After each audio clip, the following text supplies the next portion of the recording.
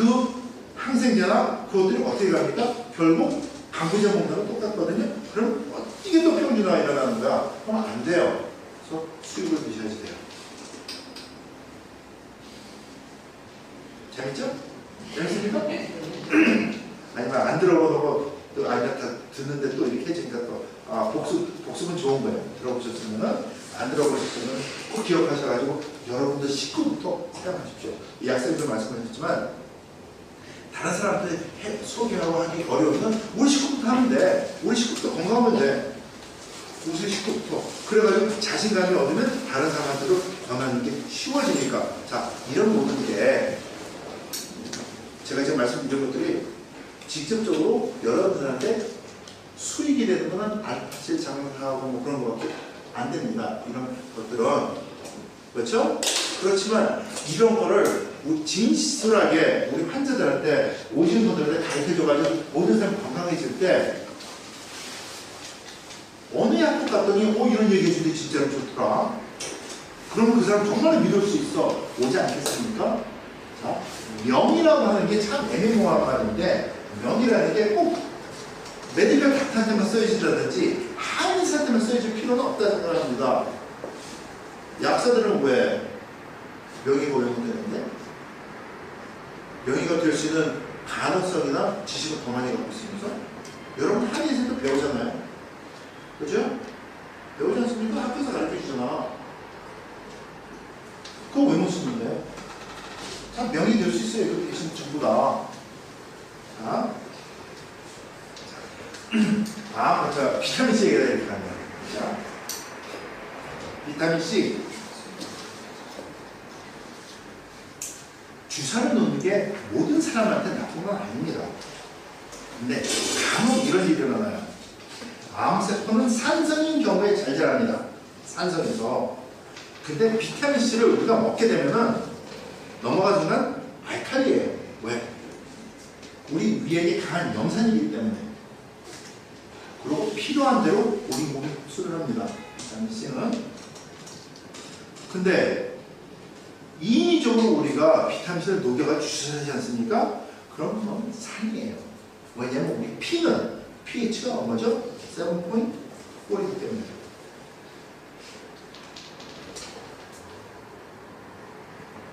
근데 그거를 pH가 4, 5 되는 걸 집어넣는답니다. 그럼 산성이 되잖아요. 그러면 들어가서 있는 도중에 어느 부위의 특별한 암에 대해서는 이게 환경을 바꿔주면서 암이 확 성장하게 해버립니다. 건강한 사람은 맞아도 괜찮아요. 그런 문제가 없습니다. 근데 꼭 암 환자가 정말로 암이 있는 사람이 몸이 산성인 사람이 착각기가 잘못 먹게 되면은 그렇게 암이 확 클 수가 있어요. 그런 상황을 봤어요, 제가.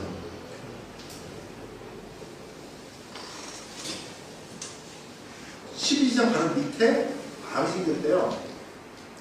일길에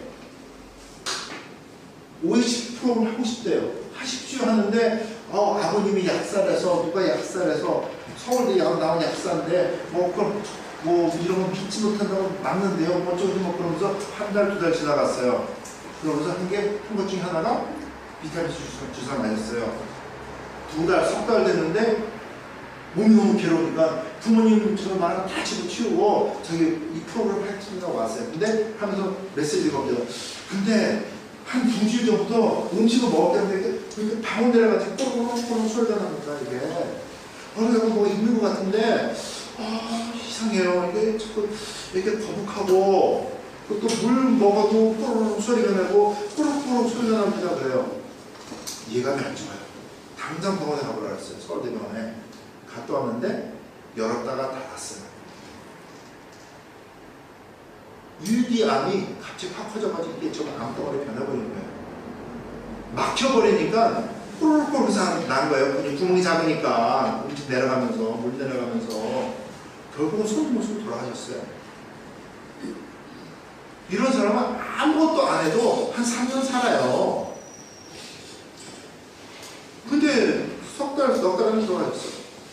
누가 책임질 건데? 생각해보세요. 그렇지 않습니까? 자, 암세포는 산성이 과정을 상당히 싫어합니다. 산성은. 그러면 무엇을 산성으로 만들어주느냐 그것도 생각해 봐야 됩니다. 환경을 산성으로 만드는 것은 포도당이에요. 포도당에서 어디서 옵니까? 탄수화물에서 옵니다. 밥에서, 국수에서, 밀가루에서, 단 음식에서 옵니다. 그러면 왜 그게 오는데 산성이랑 암석이랑 무슨 상관인데 포도당이랑 무슨 상관인데 생각해 보셔야 돼요. 그렇죠? 자, 우리 몸에는 건강한 세포는 포도당을 먹고 살지만 그 외에 산소가 더 필요합니다. 우리가 들여 마시는 산소. 그죠? 숨 쉬면서 들여 마시는 산소. 그래서 이 포도당이 완전 연소가 되면은 세 가지가 남아요. 건강한 세포한테는 세 가지가 남습니다. 그게 뭐냐면 이산화탄소, 물, 에너지. 그러니까 남는 건 없어요. 그죠? 이산화탄소 숨 쉬면서 나가고, 물은 이렇게 소변으로 나가고, 땀으로 나가고, 그 다음에 에너지 또 움직이는 나가고, 없어요. 근데 암세포는 우리가 들어 마시는 산소가 많게 되면은 성장이 어찌 됩니다. 죽어요. 암세포는. 그리고 우리가 들어 마시는 산소가 우리 몸이 많게 되면은 우리 몸은 약 알칼리로 변합니다. 네? 약간 알칼리로 변해요. 그러면서 면역 기능은 올라가요. 근데 몸이 산성이 되면은 면역 기능은 떨어집니다. 미국에서는 매크로나드가 많은데 한국도 매크로나드가 있고 뭐 롯데리아도 있고 많더라고요. 근데 햄버거 먹을 때는 제일 좋은 게 맛있게 하는 게 뭐죠? 탄산수예요. 콜라, 사이다. 특히 콜라가 더 맛있어. 펩시 콜라가 콜라보다 더 맛있고 햄버거 먹을 때는. 그 다음에 그거 먹을 때 그냥 먹습니까? 또 프렌치 프라이를 먹어요. 다 먹습니다. 자, 그 탄산 음료가 엄청 달아요. 그죠? 햄버거 하나 먹고 탄산수 한 컵 마시고 프렌치 프라이 딱 먹으면은 4시간 정도 동안 면역 기능이 40% 이하가 떨어집니다. 그러면 암세포가 죽어가지고 파티할 수밖에 없어요.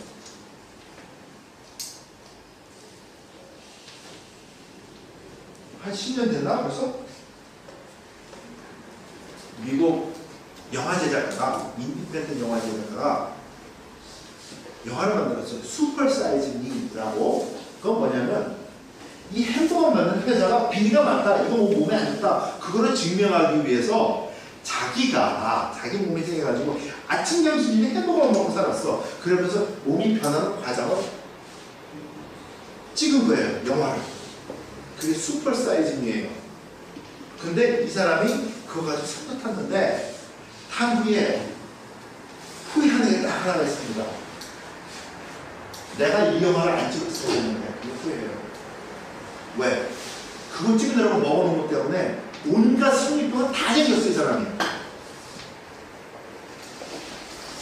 근데 이게 고쳐지질 않는 거예요. 저한테 보면 고쳐졌을 텐데 이제 헐리우드에 주력 안 되니까는. 근데 그거 가지고 후회를 해요, 이 사람이. 처음에 좋은 거 아닙니까? 자,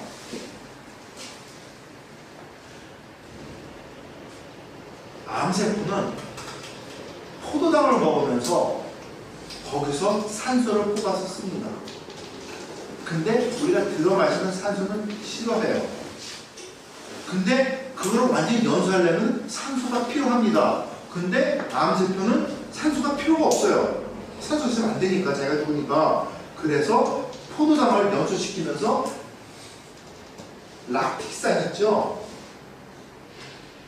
김치탕 보면 그거 락틱산에서 멈춰가지고 세포 밖으로 내놓습니다.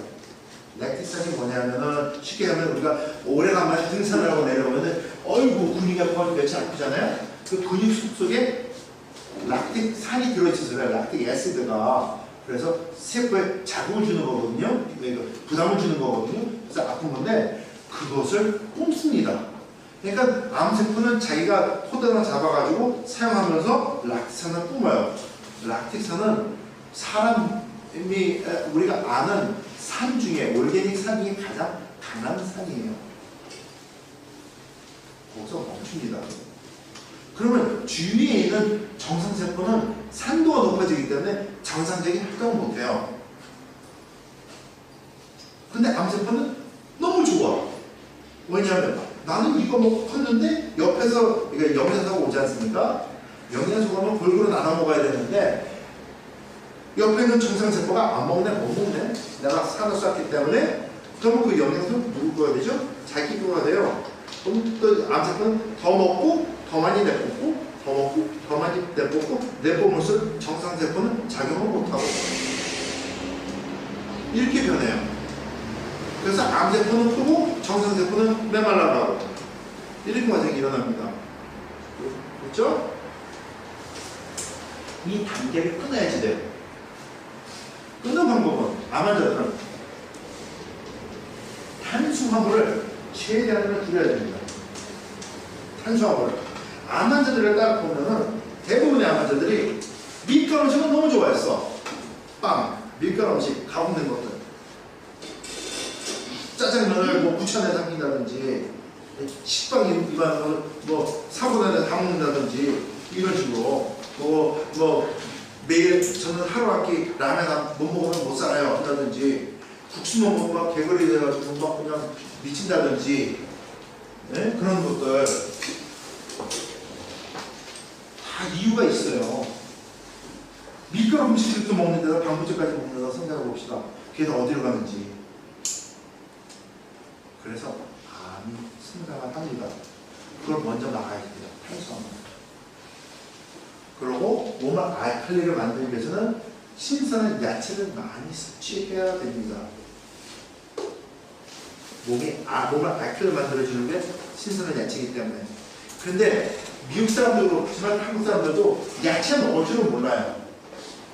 그래서 한국 식단을 보면은 우리 그러니까 말씀드렸죠? 어느 나라 식단이 더 좋습니까? 미국 식단보다 한국 식단이 좋습니다. 왜? 우리는 신선한 야채를 많이 먹으니까.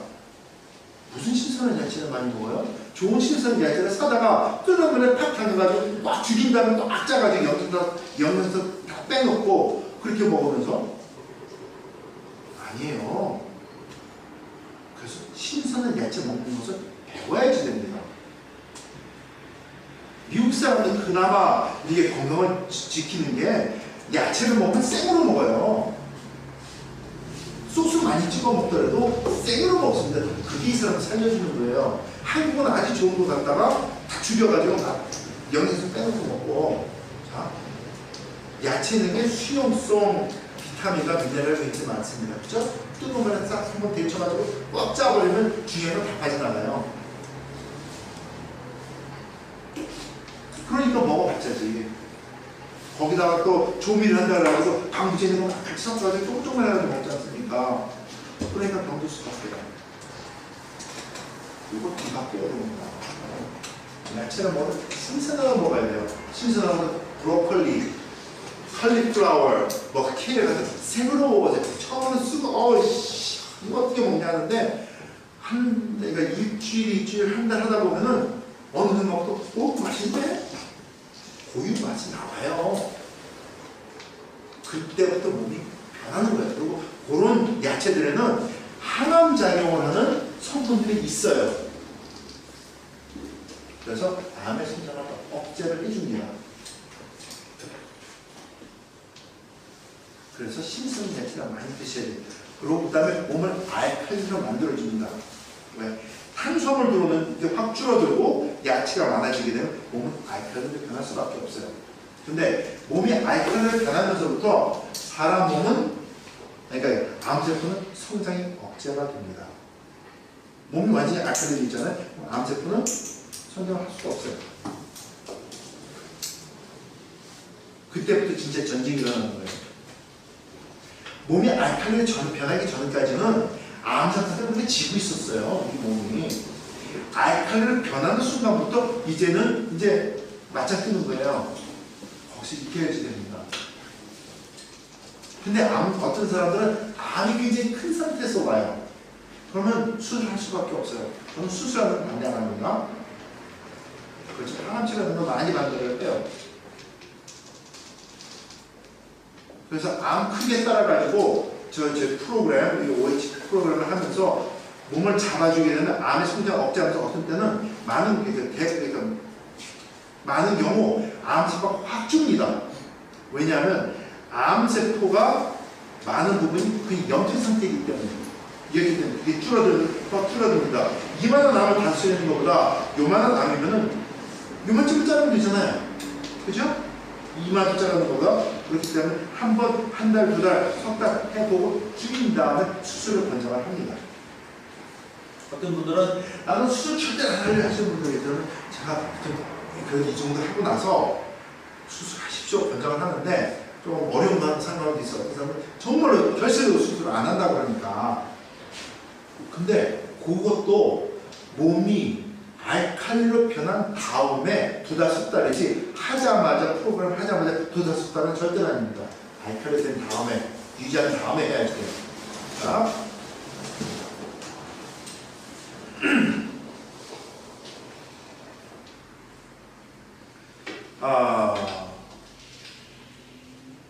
몸이 알칼리로 변하게 되면 면역 기능도 올라갑니다. 그래서 몸이 변해요. 그리고 몸이 알칼리 변하면서 한 달, 두 달, 석 달, 6개월 정도 하잖아요. 그러면 우리 몸에 유전자 발현도 에피지네틱스 그것도 변합니다. 우리 유전자도 그냥 막말로 해가지고 우리 유전자도 건강한 대로 변하는 거예요. 그러면서 회복이 시작이 됩니다. 재밌죠? 근데 이게 사실이거든요. 제가 얘기 만드는 거 아니에요. 그리고 제가 이 얘기 말씀드렸다 해가지고 세미나 굉장히 많이 하는데 그렇다고 특별히 돈 버는 거 없어요. 오히려 돈 벌게 못 벌지. 따지다 그러면은 근데 환자들이 나아요. 그런 환자들이 찾아옵니다. 그래가지고 그 어느 정도 되면은 제가 무슨 얘기를 하는지 다 믿어요. 왜? 됐으니까. 명의가 왜 못 되는데요? 할 수 있어요. 여러분들 다 한번. 아니 어디 가면 와 대단하더라. 그러면 자기 부산에도 옵니다. 왜 몰라요? 자기 무슨 날인지 모르는데 여러분들한테 전하고 싶은 그거예요. 충분히 할 수 있어요.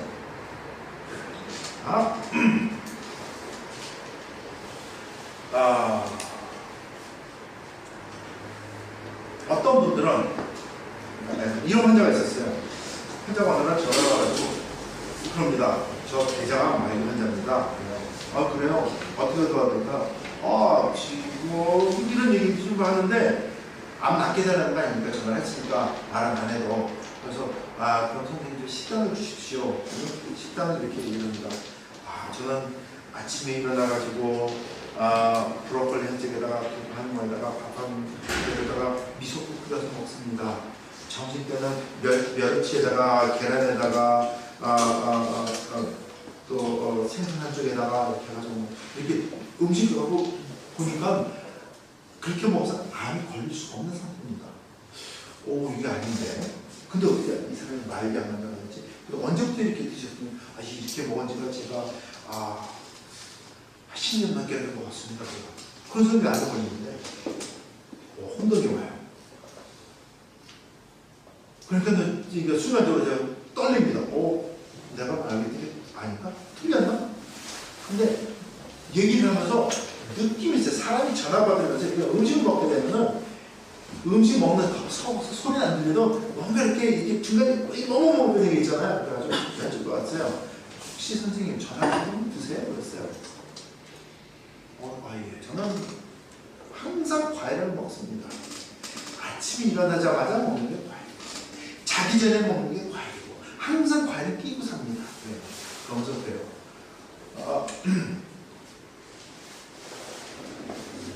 여러분, 박사님, 저 신토부리가 뭔 줄 아세요? 우리 압니다. 예, 그래서 저는 사시사철 제일 좋은 과일만 먹습니다. 무슨 과일 드시는데 했더니 사과에다가 포도에다가 뭐에다가 겨울 되면은 또 배에다가 감에다가 전부 단 음식이에요. 그런 음식 드시지 마시고 신 음식 드십시오. 키위 드시고 파파야 먹고 그러면 이거 진짜 많은 과일을 권장을 했으니 그렇게 많은 음식을 어떻게 먹습니까?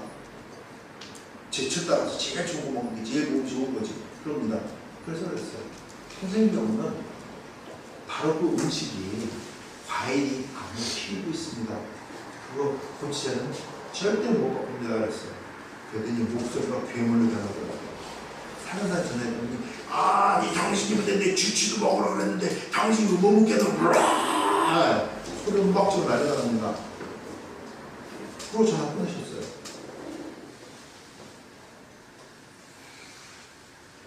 근데 그분은 어머니가 돌아가셨어요. 자, 암 환자들은, 당뇨병 환자들은, 나이 드신 분은 할 떨어지면 단과일은 절대 입에 들어가는 거예요. 왜냐하면 단과일은 과당을 몸에 들어가자마자 부담을 주기 때문에. 암습법 그냥 잡고 먹으니까. 근데 저녁 식사 그렇게 먹고 나서 운동하다 주무시는 분 계세요? 아닙니다. 그냥 주무시지. 한국 사람들도 보십시오. 술을 마시잖아요. 매일 저녁. 되도록이면 하시는 한 매일 저녁. 근데 술 마시고 집에 와가지고 2시간 동안 운동하다가 주무십니까? 아니잖아요. 또 술에 하면 또 안주한다 그래가지고 또 뭐 집어먹는 거 많지 않습니까? 그게 쌓여요. 그 술에 취했어. 그 집에 와서 그냥 자. 그러면 그동안에 저녁 먹으면서 했던 탄수화물은 전부 지방간으로 갑니다. 그러고 당도 떨어져요. 알코올이 깰 때까지. 그럼 결국은 자기 목숨 자기가 죽이는 거예요. 그래서 고생해요. 그냥 당뇨 얘기하는 게 아니라 거기다 암이라고 지금 딱 얘기하고 풀립니다. 암을 키우는 거예요. 이분은 그랬어요. 다 잘 먹었는데 과일은 음식이 아니었던 거예요. 이분한테는 식사라고 생각 안 하니까 항상 먹고 살았으니까. 그래서 결국 그때는 돌아가셨어요. 누구 책임인가요? 아니거든요. 그래서 바꿔야 되는 암을 다스리는 게 이렇게 쉽게 말씀드려야 쉬운 것 같은데 결국 쉬운 건 아니에요. 그래서 권하는 제품들이 있습니다. 아침에 일어나자마자 새벽에 일어나자마자 제일 먼저 먹는 게 유산균입니다. 캡슐레인 그리고 베라글루캔이에요. 사람들은 베라글루캔 좋다는 얘기 들어가지고 아무 때나 먹어도 되는 줄 알아요. 근데 음식 있는 상태에서 베라글루캔 먹게 되면 아무 의미가 없어요. 베라글루캔은 공복에 먹어야지만 공복에 내려가면서 장에 있는 덴드라이트 세포를 자극 줘가지고 그게 면역기관 세포를 장에 있는 걸 자극 줘가지고 면역 기능을 향상시켜주는 거거든요. 그래서 베라글루캔은 새벽에 먹어야 돼요. 일어나자마자 공복에. 그러면서 같이 먹는 게 유산균입니다. 유산균 2알이나 4알 먹고 거기다가 베라글루캔 요만한 거 아니에요. 4개. 그리고 물에다 딱 먹고 나고 그 다음에 1시간 정도 후에 아침 식사를 하는 겁니다. 그러면 유산균을 먹어도 유산균이 뭡니까? 살아있는 생명체입니다. 그죠? 근데 우리 음식과 같이 먹게 되면은 음식은 위에 딱 갇혀가지고 2시간 정도 동안 위에서 꾸물꾸물 소화가 됩니다. 유산균, 살아있는 유산균은 거기서 대부분 죽어요. 대부분 죽어요. 살아있는 것도 있겠지만 그러고 나서 내려갑니다. 또는 좋은 거 비싼 거 돈 주고 사가지고 그냥 버리는 거 아닙니까? 근데 새벽에 먹게 되면 일어나자 먹게 되면은 위가 음식으로 간주하기 전에 뭐가 들어왔는데 에이 뭐야 에이 아주 금방 내려나가 자반창조를 갑니다. 그러면 자반창대는 넘어가자마자 pH가 7이에요. 그럼 거기서 타락해가지고 유산균이 성장을 합니다. 유산균이 약간 산성에서 잘 자라요. 이제 아시죠? 환경을 만들면서 약합니다. 살아있는 상태에서. 그래서 유산균과 베라글루캔 그때 먹는 거예요. 그 다음에 또 주는 제품 중에 하나가 리버 헬스라 그래가지고 간을 활성화해주는 약이 있습니다. 거기 주요 성분이 간이 좋은 것들이 다 제일 좋은 게 글루로타인, 글루치온이라고 그러죠. 그 다음에 셀리마린, 그러니까는 저기서 나오는 거, 어묵기, 씨앗에 나오는 거. 그 다음에 몇 가지 더, 그 다음 코인젠, 큐펜, 여러 가지가 들어갑니다. 한 제 개가 9가지가 들어갔는데 그게 전부 제약 수준에 되는 것들 있죠. 그것만 해서 합치해요. 되게 제품이 굉장히 비싸요. 너무 양도 많고 전부 최고급만 이렇게 넣어가지고 그렇기 때문에 부수물이 없어요. 그거를 먹습니다. 그거 먹게 되면 그 먹는 이유가 뭐냐? 대부분의 암 환자들은 간이 무너져 있어요.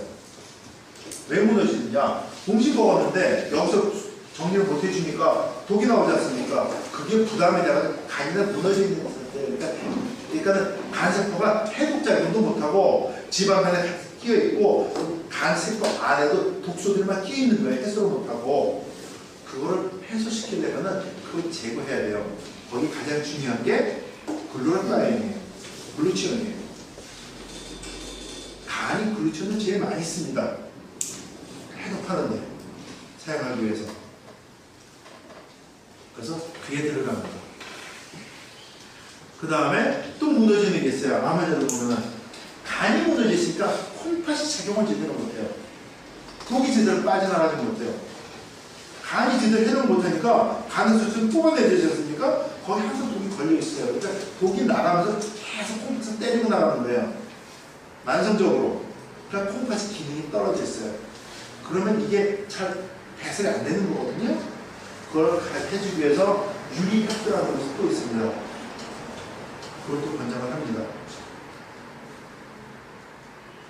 그걸 먹게 되면 이게 돼요. 근데 여기서 가장 중요한 성분이 근데 알파실이에요. 알파실 하는 게 몸이 염증 제거해주고 염증화된 세포를 정상화시키기 위해서 해주는 과정도 맡아주고 그 다음에 면역 강화시켜주고 그렇게 하면서 나갑니다. 그래서 몸을 만들어줘야 돼요. 암 환자 몸이 염증 덩어리니까 이것을 같이 줍니다. 그리고 어떤 경우는 포뮬라 C라고 해가지고 시지엄 플로라이드라는 게 있습니다. 시지엄, 이게 화학 약품이에요. 시지엄 클로라이드. 근데 시지엄 클로라이드는 우리가 먹었을 때 우리 몸을 알칼리로 굉장히 짧은 시간에 만들어줍니다. 근데 굉장히 짜요. 소금같이. 시지엄 클로라이드는 먹었을 때 몸에 있는 그러니까 칼륨 있죠, 포테시움을 뽑아내요. 그래서 먹고 난 다음에 딱 2시간 후에는 2시간에 맞춰가지고 포테시움 글루코네이드, 포테시움 서플먼트를 먹어야 되는 보충을 해줘야 돼요. 빠져나가기 때문에 포테시움이 너무 많이 빠져나가게 되면 떨립니다. 심장도 이게 바쁜 왜냐면 신경과 굉장히 밀접한 관계가 있기 때문에 신경 관리적인 포테시움하고 소디움하고 칼슘만이니까 채널이. 근데 포테시움 빠져나가기 때문에 이걸 보충을 해줘야 됩니다. 어떤 분은 보충 2개 먹어도 너무 많이 부족해가지고 떨린 사람이 있어요. 그런 사람들한테는 하루에 적어도 잘 익은 바나나를 하나씩 먹어야 되고, 그 다음에 그것도 부족하면 포테시움을 서플먼트를 또 먹어야 됩니다. 미국에서는 그냥 서플먼트예요. 근데 한국에서 의대 처방액이더라고요. 포테시움 글루코네이드.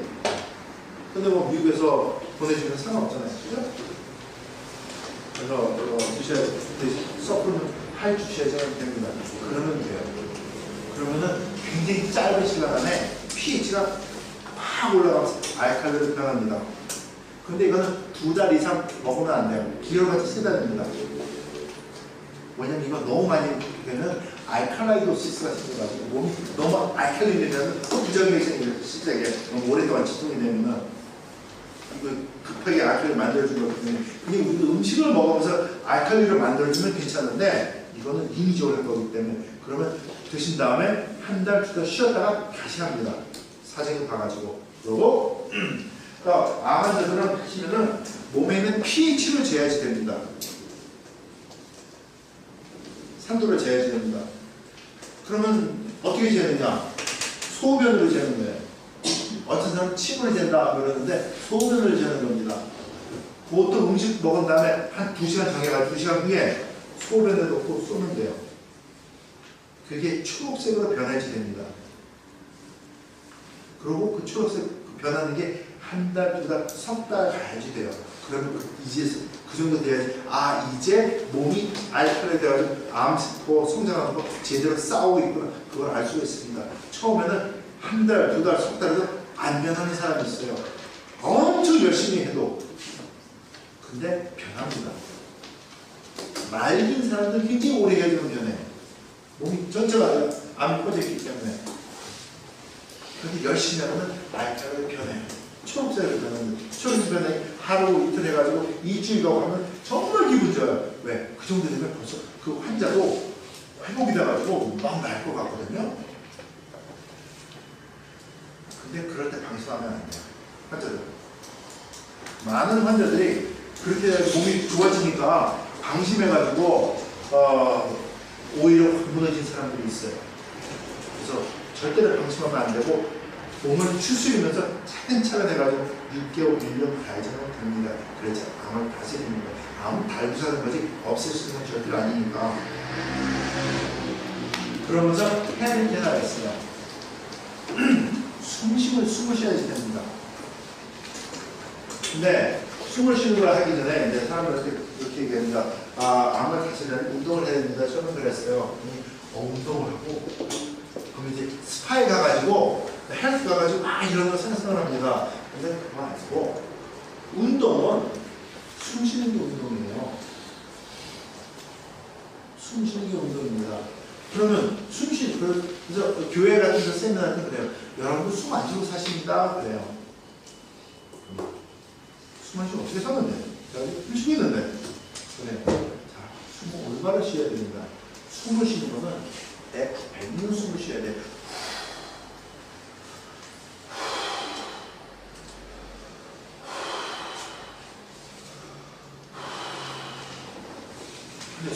숨을 쉬어야 됩니다. 그런 사람들이 복식호흡이네 딱 합니다. 근데 복식호흡 같은 경우는 도사님들이 하는 거고 저는 숨 쉬면 돼요. 그러면 앉아서 그러면 합니다. 근데 사람이 욕심이 많아가지고 숨 쉰다는 들이마실 생각부터 해요. 그러면 한숨처럼 어려네 이렇게 됩니다. 근데 숨을 쉬기 위해서는 뱉어야 돼요. 뭐 천주교 다니고 뭐 교회 다니고 하면 뭐 절 다녀가신 거 얼마나 계신지 모르겠지만은 매번 내뱉는 게 숨 쉬는 겁니다. 교회에서는 기도하는 거고 고해성사하는 거고 절에서는 아미타불 하는 거 있죠. 이게 절하고 내 건 내놓는 거예요. 숨 쉬는 거 마찬가지입니다. 내뱉는 거 연습하는 거예요. 자, 해보세요. 숨이 들어오네? 나는 안 하려고 숨이 들어있어요. 숨은 후 소리 내는데 내가 들이마시고 했으니까 안 하셨잖아요. 숨은 저절로 들어오잖아요. 그죠? 내뱉는 거예요. 그게 숨 쉬는 겁니다. 그래서 내뱉는 연습을 해야 되는데 한숨 쉬면 절대로 안 돼요. 기가 나가요. 숨은 내뱉어도 딱딱 절대게 돼요. 후 이렇게 돼야 돼요. 힘이 딱딱 들어가면 이렇게 숨 쉬는 거예요. 저절로 복식호흡이 됩니다. 근데 이건 앉은 자리에서 입을 삼으면 절대로 못해요. 그걸 가능하게 해주는 게 걷는 거예요. 그래서 어려운 숨 쉽니다.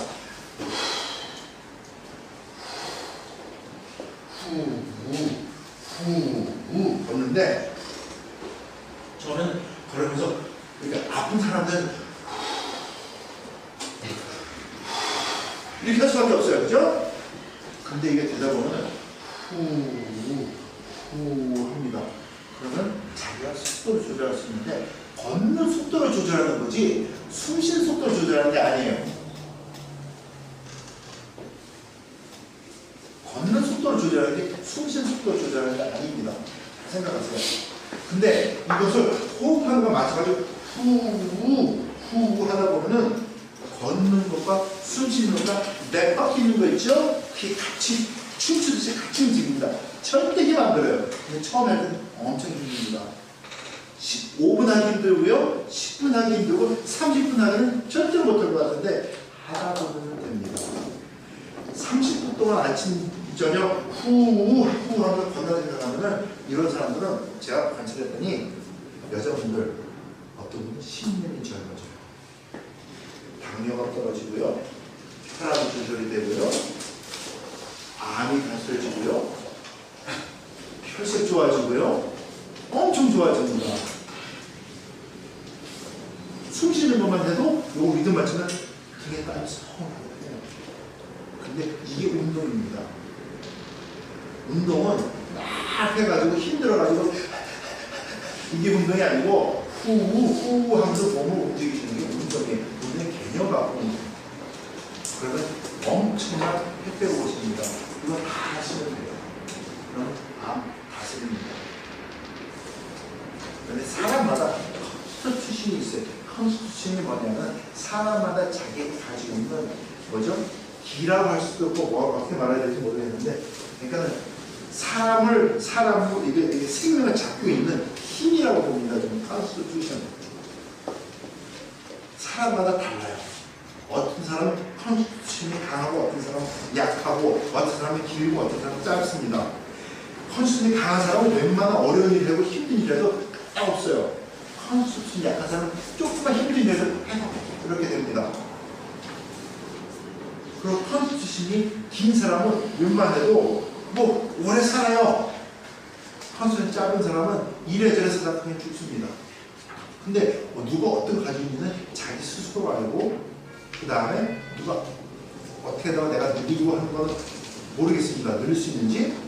근데 늘릴 수 있는 방법은 이거 하잖아요. 그러면 충분히 늘릴 수 있다고 생각하는데 제가 말씀드리기 좀 어렵게 드리는 이유가 이렇습니다. 암 환자가 옵니다. 살고 싶어 합니다. 그죠? 근데 이 암에서는 수술도 하고 항암 치료도 하고 했어요. 그럼 이 사람은 항암 치료하는 중에 컨스티튜션이 확 줄어듭니다. 그러니까 살 수 있는 시간이 정해져 있어요. 근데 얼마 살지 좀 몰라요. 오히려 안 했으면 오래 살 텐데 힘 때문에 짧게 돌아가시는 분들 컨스티튜션을 잡아먹어서 그래요. 그거는 내가 암 환자로서 수술하고 항암 치료하고 난 살고 싶어 바둥바둥 하더라도 할 수 있는 건 절대로 아니에요. 시간이 들어가세요.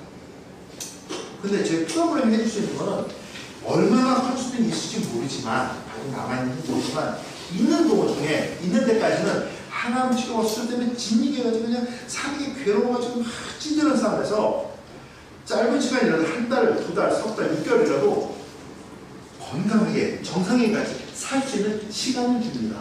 충분히. 그래서 이렇게 건강한 상태를 의사한테 다시 갑니다. 그러면 이 사람 이상하네. 분명히 본 사람인데 환자인데 환자가 아니야. 이렇게 건강할 수가 없거든. 그러면 혹시 집안에 식구가 있습니까? 그래. 혹시 동생이나 형이나 언니나 오빠 얘기를 합니다.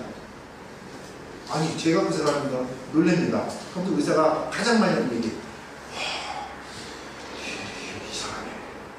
이상하네. 아예 암을 다스리고 하면 내가 오진했나 얘기 나오지 않으면 분명히 암 환자고 말기로 자기가 날짜까지 주면 살아서 돌아오게 되면 우리 항암 치료 한번 더 해봅시다. 얘기 나와요. 항암 치료 절대 안 됩니다. 항암 치료 한번 더 해봅시다. 그럼 죽어요.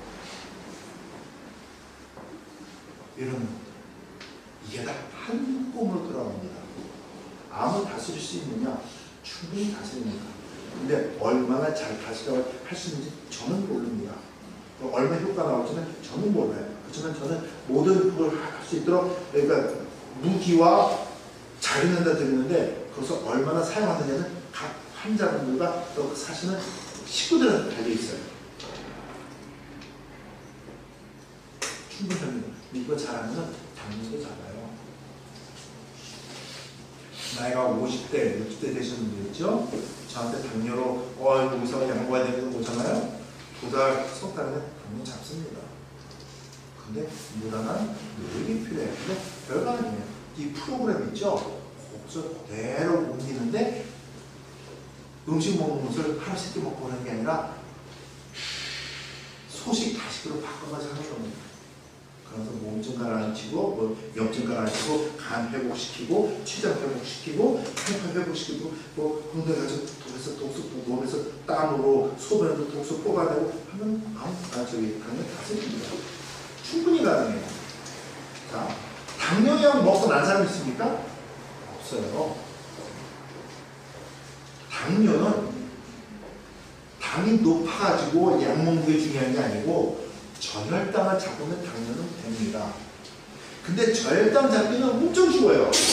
저혈당이다 보면 벌써 알거든요. 당뇨 하잖아요. 그럼 사탕으로 오렌지 사탕 먹으면 돼요. 근데 병원에서 볼 때는 돈을 못 벌잖아요. 약 팔아야지 돈 버는데 제 옆에서는 그러니까 고혈당만 잡는 거예요. 근데 고혈당이 높아도 절대 안 죽습니다. 당뇨병자가 쓰러져서 돌아가신 이유는 딱 하나예요. 저혈당이 왔을 때 핸들을 하지 못해가지고 그냥 의식이 떨어지게 미쳐서 돌아가시는 거지. 근데 당뇨병이 걸려가지고 뭐 하면 장입됩니다. 사지를 잘라야 됩니다. 썩습니다. 그거는 그래도 죽지 않습니다. 그래가지고 죽으려면 엄청 희귀한 케이스고요. 그렇게 같지도 않습니다. 아주 시골에서 아무도 모르는 데 사는 사람이면 그래서 저혈당을 잡아야지 돼요. 예를 들어 그러니까 당뇨병 약먹은 거 아닙니다. 아주 연세드셔서 조절이 안 되시는 분들이 계세요. 그런 분들은 이제 최소한으로 필요하게 드시는 거고 예를 들어서 그런 거 몇 시나 됐습니까? 시간 됐죠? 네? 11시 15분. 네, 11시 15분. 네, 오늘 여기까지만